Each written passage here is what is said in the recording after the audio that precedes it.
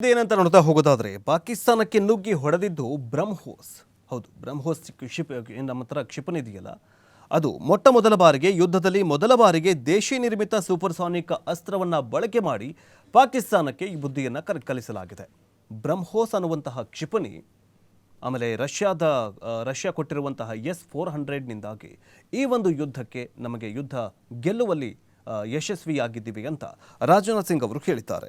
ಭಾರತ ಮತ್ತು ರಷ್ಯಾ ಜಂಟಿಯಾಗಿ ಅಭಿವೃದ್ಧಿಪಡಿಸಿರುವಂತಹ ವಿಶ್ವದ ಅತ್ಯಾಧುನಿಕ ಸೂಪರ್ಸಾನಿಕ್ ಕ್ಷಿಪಣಿಯಾಗಿರುವಂತಹ ಬ್ರಹ್ಮೋಸ್ ಅನ್ನು ಪಾಕಿಸ್ತಾನದ ಮೇಲಿನ ದಾಳಿಯಲ್ಲಿ ಭಾರತ ಬಳಸಿದೆ ಎನ್ನುವಂತಹ ಮಾಹಿತಿ ಹೊರಬಿದ್ದಿದೆ. 2001ರಲ್ಲಿ ಮೊಟ್ಟ ಮೊದಲ ಬಾರಿಗೆ ಬ್ರಹ್ಮೋಸ್ ಕ್ಷಿಪಣಿ ಪರೀಕ್ಷೆ ನಡೆದು 2005ರಲ್ಲಿ ಅದನ್ನು ಸೇನೆಗೆ ಸೇರ್ಪಡೆಗೊಳ್ಳುವ ಮೂಲಕ ಅದರ ಯುದ್ಧದಲ್ಲಿ ಬಳಕೆಯಾಗಿದ್ದು ಇದೇ ಮೊಟ್ಟ ಮೊದಲ ಬಾರಿಗೆ. 2005ರಲ್ಲೇ ಸೇನೆಗೆ ಅಂದರೆ ಭಾರತೀಯ ಸೇನೆಗೆ ಈ ಒಂದು ಬ್ರಹ್ಮೋಸ್ ಅನ್ನುವಂತಹ ಸೂಪರ್ಸಾನಿಕ್ ಕ್ಷಿಪಣಿ ಸೇರ್ಪಡೆಗೊಂಡಿತ್ತು. ಆದರೆ ಈಗ ಪಾಕಿಸ್ತಾನದ ವಿರುದ್ಧ ಮೊಟ್ಟ ಮೊದಲ ಬಾರಿಗೆ 2025ರ ಬಳಿಕ 2025ರಲ್ಲಿ ಈಗ ಅದು ಏನಂತಂದರೆ ಬಳಕೆ ಮಾಡಲಾಗಿದೆ. ವಿಶ್ವದ ಯಾವುದೇ ದೇಶದ ರೆಡಾರ್ಗಳ ಕಣ್ತಪ್ಪಿಸುವಂತಹ ಈ ಕ್ಷಿಪಣಿ ಏಕಕಾಲಕ್ಕೆ ಹಲವಾರು ಸ್ಥಳಗಳ ಮೇಲೆ ದಾಳಿಯನ್ನು ಮಾಡಬಲ್ಲದು.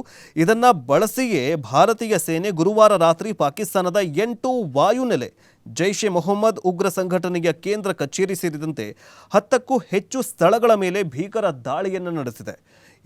ಇದರ ತೀವ್ರತೆಗೆ ಪಾಕಿಸ್ತಾನದ ಹಲವಾರು ವಾಯುನೆಲೆಗಳು ಧ್ವಂಸಗೊಂಡಿವೆ ಅಂತ ಮೂಲಗಳು ತಿಳಿಸಿವೆ. ಈಗಾಗಲೇ ಏನಂತಂದರೆ ಬ್ರಹ್ಮೋಸ್ ಪತ್ತೆ ಧ್ವಂಸದ ಶಕ್ತಿ ಯಾವ ದೇಶಕ್ಕೂ ಕೂಡ ಇಲ್ಲ ಅನ್ನುವಂತಹ ಹೇಳಿಕೆಯನ್ನು ರಾಜನಾಥ್ ಸಿಂಗ್ ಅವರು ಕೂಡ ಕೊಟ್ಟಿದ್ದಾರೆ. ಇನ್ನು ಬ್ರಹ್ಮೋಸ್ ಕ್ಷಿಪಣಿಯನ್ನು ದಾಳಿಯ ವೇಳೆ ಪತ್ತೆ ಮಾಡುವ ಮತ್ತು ಅದನ್ನು ಹೊಡೆದುರುಳಿಸುವ ಸಾಮರ್ಥ್ಯ ವಿಶ್ವದ ಯಾವುದೇ ರೆಡಾರ್ಗೆ ಮತ್ತು ಯಾವುದೇ ವಾಯು ರಕ್ಷಣಾ ವ್ಯವಸ್ಥೆಗೆ ಇಲ್ಲ ಅನ್ನುವಂತಹದ್ದು ವಿಜ್ಞಾನಿಗಳು ಹೇಳ್ತಾಗಿದ್ದಾರೆ. ಹಾಗಾದರೆ ಬ್ರಹ್ಮೋಸ್ ಬಳಕೆ ಯಾಕೆ ಅಂತ ನೋಡ್ತಾ ಹೋಗೋದಾದರೆ, ಇದೊಂದು ಸ್ಟೆಲ್ತ್ ಕ್ಷಿಪಣಿಯಾಗಿದೆ.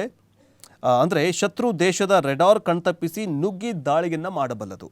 ಇದನ್ನು ಪತ್ತೆ ಹಚ್ಚಿ ತಡೆಗಟ್ಟಲು ವಿಶ್ವದ ಯಾವುದೇ ರೆಡಾರ್ ವಾಯು ರಕ್ಷಣಾ ವ್ಯವಸ್ಥೆಗೂ ಕೂಡ ಅಸಾಧ್ಯವಾಗಿದೆ.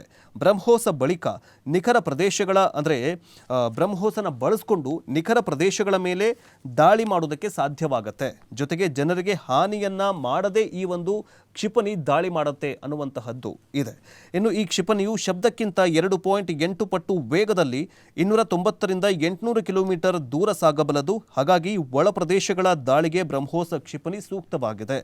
ಅತ್ಯಂತ ಕೆಳಮಟ್ಟದಲ್ಲಿ ಸಾಗಿಸುವುದಷ್ಟೇ ಅಲ್ಲದೆ ಅಗತ್ಯವಿದ್ದರೆ ಬಹು ಎತ್ತರದಲ್ಲಿಯೂ ಕೂಡ ಹಾರಿಸಿ ಗುರಿಯನ್ನು ತಲುಪಿ ಅಪಾರ ಶಕ್ತಿಯನ್ನು ಬಳಸಿಕೊಂಡು ಈ ಒಂದು ದಾಳಿಯನ್ನು ಮಾಡಬಹುದು ಅನ್ನುವಂತಹದ್ದು ಇದೆ.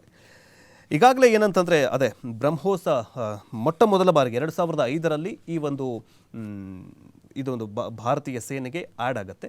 ಅದಾದ ನಂತರ ಇದೇ ಮೊಟ್ಟ ಮೊದಲ ಬಾರಿಗೆ ಬ್ರಹ್ಮೋಸ್ ತನ್ನ ಶಕ್ತಿ ಪ್ರದರ್ಶನ ಮಾಡಿದೆ. ಶಕ್ತಿ ಪ್ರದರ್ಶನ ಅಷ್ಟೇ ಅಲ್ಲ, ಇಡೀ ವಿಶ್ವಕ್ಕೆ